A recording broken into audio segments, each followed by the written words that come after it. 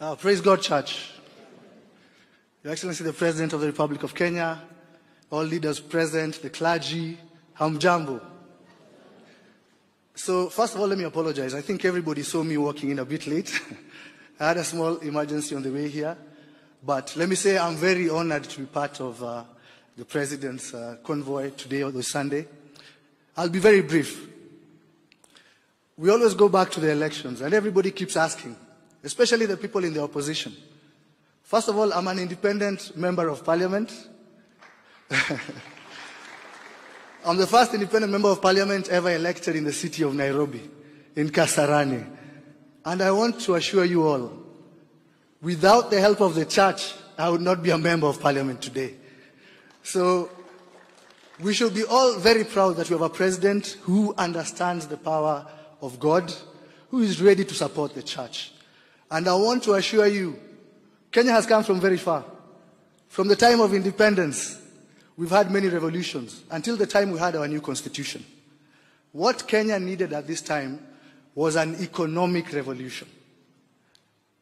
And I believe, honestly believe, that the president we have today is the one person who could have taken us through to the next stage in our country, Kenya. I used to be a pilot in my previous life. There is something we call stalling, whereby a plane has a minimum speed. If you go slower than that, the plane drops from the sky. And it happens sometimes. The irony is when that plane drops from the sky, the way to recover the aircraft is to push it down even more.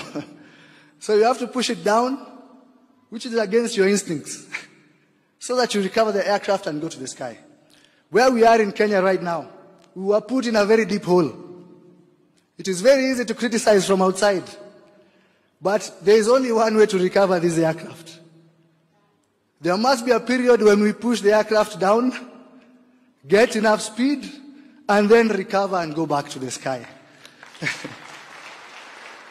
So what I'm trying to say is that we have a very able pilot at the controls presently, and we should thank God. The challenges ahead, that's what I'm saying, it's very easy to be in the opposition and criticize, but we must go through it so that we can recover our country. So the church was instrumental in our president taking over controls of the country. What I ask is you continue praying for him. You have heard the challenges never stop.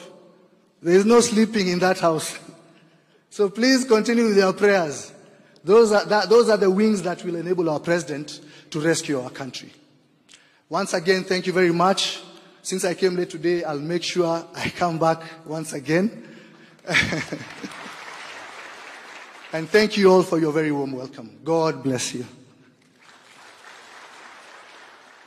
Thank you very much.